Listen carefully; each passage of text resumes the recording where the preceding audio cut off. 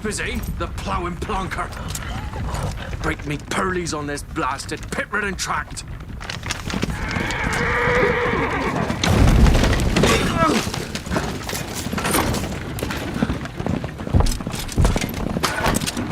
Where's fear not dry road? Oi! The devil's out there! Just running from!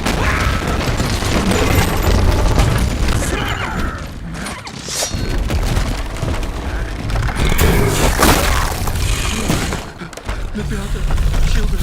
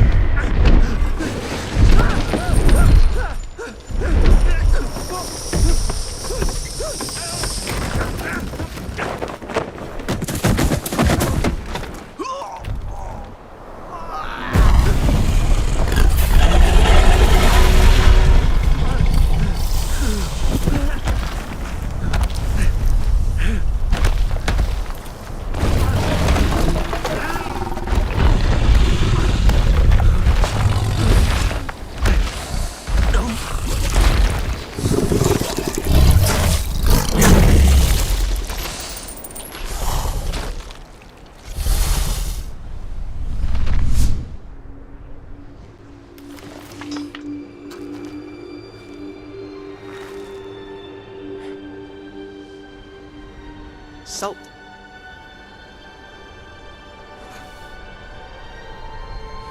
Almost had me fooled, Fruin.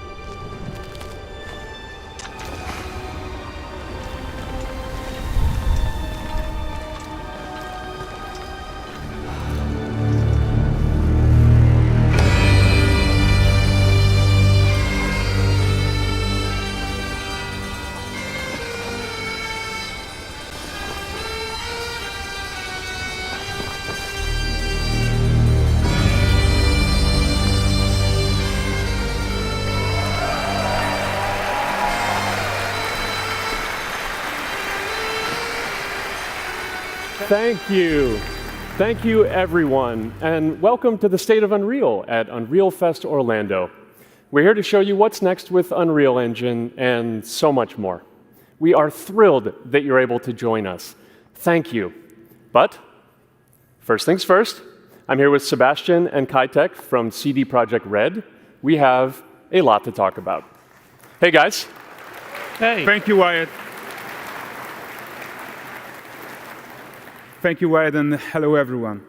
With The Witcher 4, we're stepping things up. And to do that, we needed the right partner, one that truly understands that great open-world games are all about art and technology coming together. Yeah, and look, our goals are completely aligned here. And around the launch of UE5, your awesome team at CD Projekt Red announced a collaboration to make open-world development in Unreal even better. And it's an opportunity, we just couldn't pass it up. So we've been working on a technical demo together to achieve just that. I think we should take a look at it. You guys ready? Born ready. Kitek is going to play the build for us. Sure, let's do it.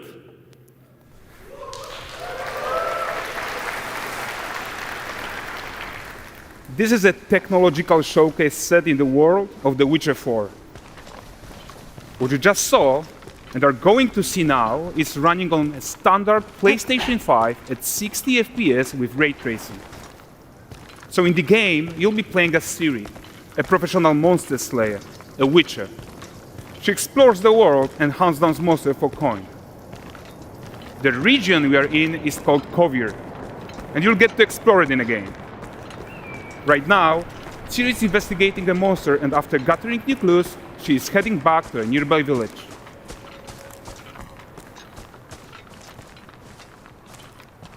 All right, everyone, meet Kelpie.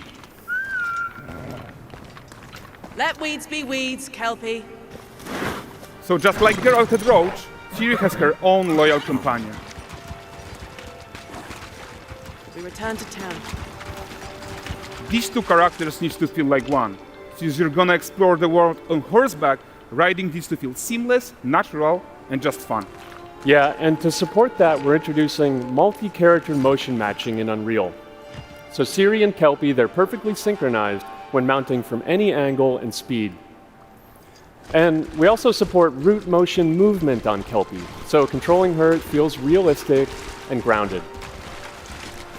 And there are also some really nice improvements to our Unreal Chaos Flesh Solver and these machine-learned deformations. So you've got realistic muscles moving and stretching under Kelpie's skin without compromising the performance there.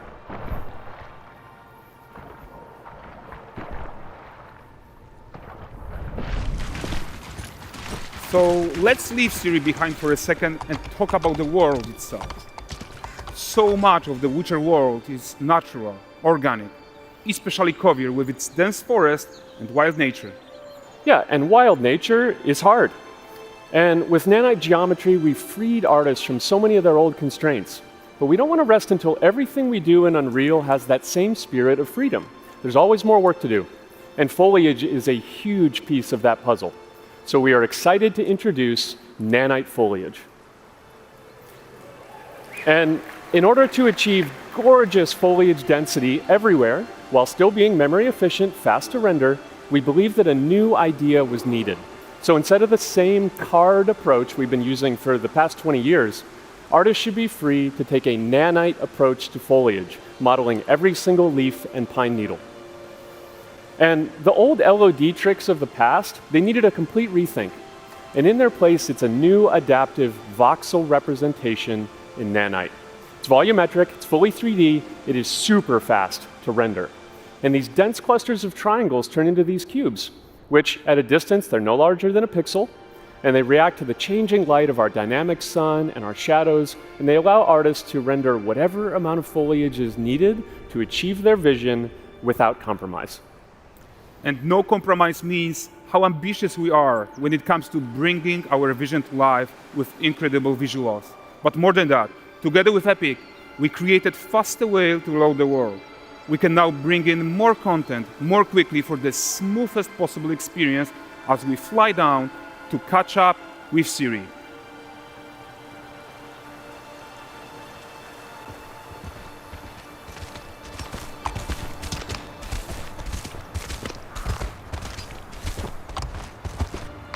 Welcome to Valdrest. So Valdrest is a port town, a hub for fishing, trade and mining. It's one of those places where you can meet shady characters or overhear gossip from other lands. It's also where Ciri took on her current contract. High-tech, let's leave Kelpie here and explore the marketplace and food. I'm so excited we can finally show you some of this stuff. Let's see what Valdrest has to offer. Not her again. Not even at the Land Exeter Fair! Now, 9 gazes while I present him with a fish. For the furry rascal will often wink, and the bear's weight grants good fortune.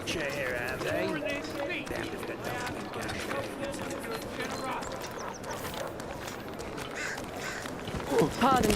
Guys, notice how responsive the world is. Character actions directly affect what happens around you, sometimes even setting off chain reactions. Everything is working together.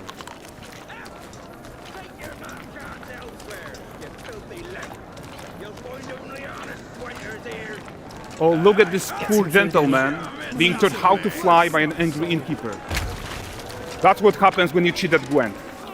Last of it, is it? Ready to wait. Jingling the purse.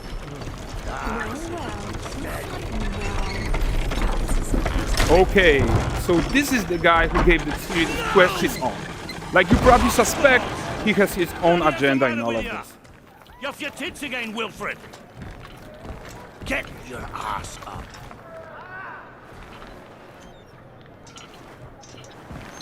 A typical day's toil. Who in? Witcheress. What news of my wagons? No eternity is taking that damn salt to arrive. I found them. And, well, suffice to say, they'll not reach you. As for the salt, I found not one speck. I presume this comes as no surprise to you. Now. Kovir's smuggling trade is of no concern to me. Shush, shush, shush. The Manticore, that flattened your cars and devoured your men. Quite the opposite. Manticore? No, them winged hellspawn dwell in the arse end of Creighton, not here. While Siri decides what to do about that merchant, let's take a look at the character technology that powers this marketplace. Why don't we listen in on these fishmongers? They're selling their wares, chatting up customers. Morning, catch this is. Won't find none fresher. Rugged me ladies after one of them. Cuz, get this cleaned and gutted for you. You mind, dearest? Into seeing something more. Got mackerel, cod, all Braxton's finest. And there is tons of tech at play here, even in this simple market stall. Metahuman tools, improved Unreal smart objects, chaos cloth, and more. Yeah, and all of this exists to make sure that the gap in quality between Siri and NPCs is as small as possible. Yeah, and closing that gap, it's not just about fidelity, right, but also authenticity. They should react to changes in the world around them. But the prisoner in pillory isn't exciting enough for Valdrest. Let's grab everyone's attention with a circus.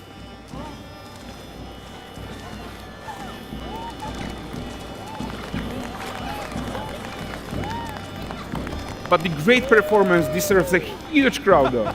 Let's crank it up.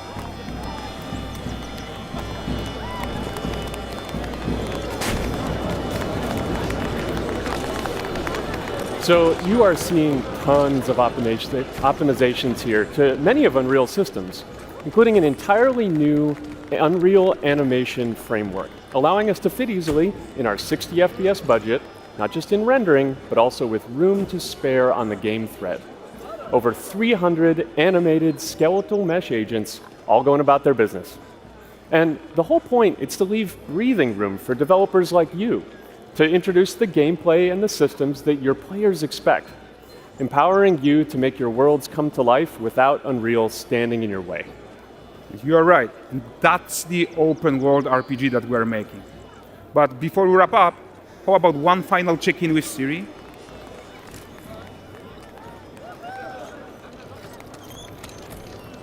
We are making this game to be the most immersive and ambitious open world Witcher game ever. And we are making this a reality thanks to our work on Unreal with the team at Epic. I think what we are doing together is going to bring in a new generation of open world RPGs, and I'm so proud of what we accomplished so far. We are too. So we're almost done, but before we go, here's a small gift for all Witcher fans. A first look at Lanexeter.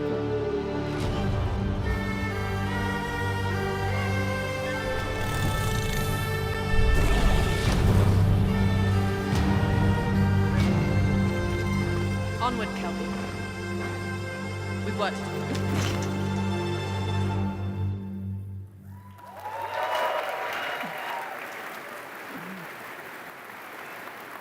Thanks, guys. Seriously, it looks amazing. Thank you very much. Thank you so much.